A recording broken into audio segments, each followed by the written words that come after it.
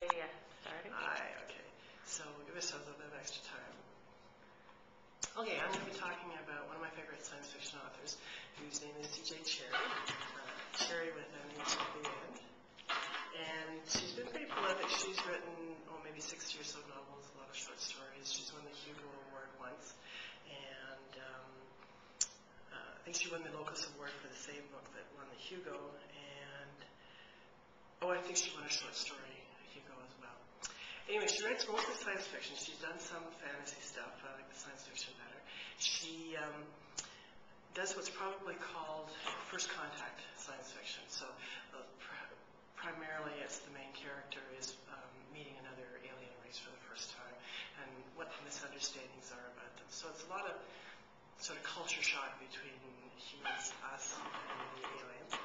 And she's written a few sort of trilogies and related books, but most of the time it doesn't matter what order you read her stuff in, you can sort of launch into it at almost any point. The one exception would be she did a fantasy tetralogy, I think they're calling it, in 4 books. This Fortress series, this is the first one, Fortress in the Eye of Time, and those you pretty much have to read in order, they don't make sense otherwise. But if for someone who likes medieval fantasy, they're quite good. There's a lot of sort of military engagements. There's a wizard, and it's not just standard medieval fantasy, but someone who likes the World of Time, Ring of Time series would probably like that kind of thing. The ones that I like the best were the straight science fiction ones. And she does sort of a combination of space opera and military science fiction. And I think what they sometimes call in the reviews anthropological science fiction. So it's more focused on what the culture is of the alien race and how that highlights our own unrecognized assumptions about human culture and so on. And of course they're set in the future, but they're really relating back to our present day humanity. The thing that sticks out is sort of the voice that she uses. Whoever her character is, everything that you learn in the book is really from that character's point of view. One of the interviews that she had, she called it intimate third person. So the theory is that she's using the third person voice. It's, he said, she said, and so on. But only stuff that the character thinks about or notices comes into the narrative. So just like in normal life, you wouldn't be thinking all the details of how you brush your teeth or turn on a video camera. That stuff doesn't make it into the story. There's a little bit of explication at the beginning to explain the historical background and how the forces all came together. But she doesn't waste a lot of time really explaining how everything works. So you sort of pick up things as you go along, and sometimes things get revealed from the action of the other characters, which I always find kind of interesting. It gives this sense of immediacy to the plot, so it moves along quite quickly. And also you sort of have that you are there feeling. A lot of it is from the viewpoint character's internal monologue, so you are getting his thoughts or her thoughts. So you get what their anxieties are, and a lot of times the character is in this sort of crisis situation. Sometimes they're the only person of their race or their ship that's made this first contact, and they're sort of encompassed in this alien society and have some sort of task to accomplish, like a military operation or something like this. So there's usually a sense of urgency to the action, and you get typically you pick this thing up, and then the rest of your day is shot because you can't put it down. You're sort of turning the pages over and over to see what happens next, because it moves along so quickly that you can't really leave it. And if you have to leave it, it's so annoying. Where that has become a bit of a drawback is in the latest series. She started this big long series. Foreigner is the first book in the series, and she's up to number 11, I think, now. And this is one where you have to read them in order, which is a bit of a drawback, because if you, I think the first one came out in the 80s, so she's been writing this for a while, and there's usually a year or so between each book, and you don't necessarily want to go back and read the whole previous series each time a new volume comes out.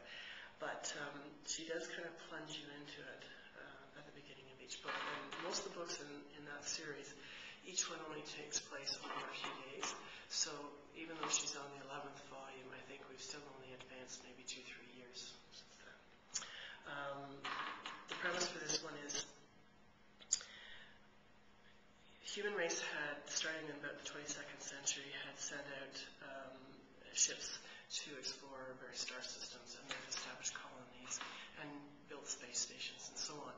But as the various colonies got farther and farther away from Earth, Earth's attempt to retain control over them has kind of been thwarted. And just like in Star Wars with the Rebel Alliance, you have colonies that have revolted. And so she lets her bring in some discussion about imperialism and colonization and that sort of thing. And of course, Earth has become a bit decadent over the years, whereas the colonies are still kind of hardscrabble and maybe a bit more realistic, down to earth on the home planet. But over the course of these various series that kind of interlock together, but which you can read in any order, she follows the different trajectories. So civilization has gone into different directions, and eventually human civilization starts to run into different alien civilizations. They're not necessarily related at all as they go in different directions across the galaxy, across the universe, I'm sorry. So this particular one, Foreigner, it follows the course of a lost colony. They lost contact with Earth several generations ago.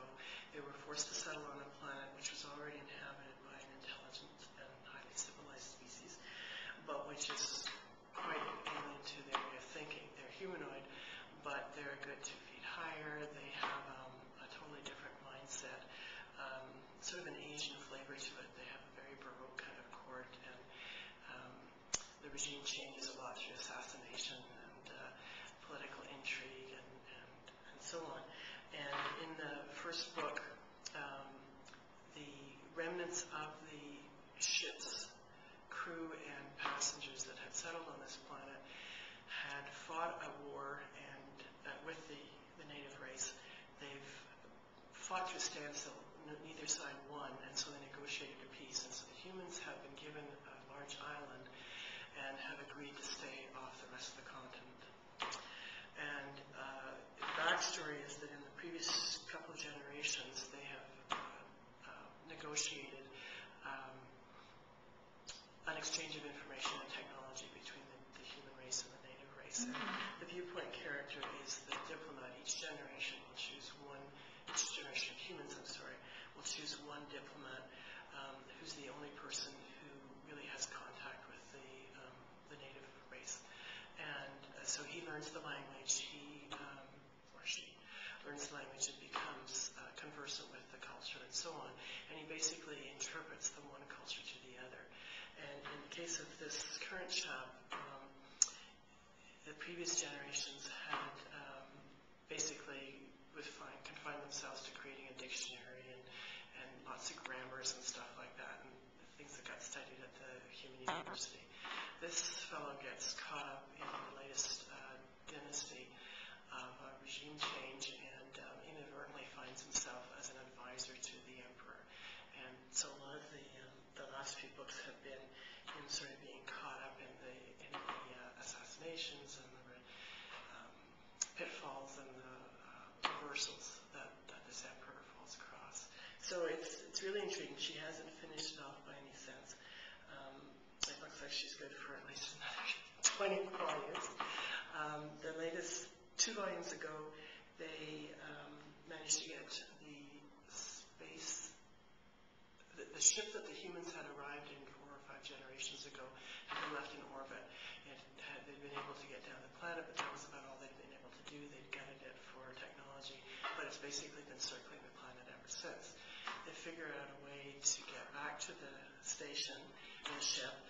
They launched to the last place that they had human contact to try and send off a beacon, and in the course of which they run into yet a third alien race that is totally alien. I think it's methane breathing and tentacles and so on, so not humanoid at all. But they themselves are being chased by someone else, and so that's sort of where they come back to the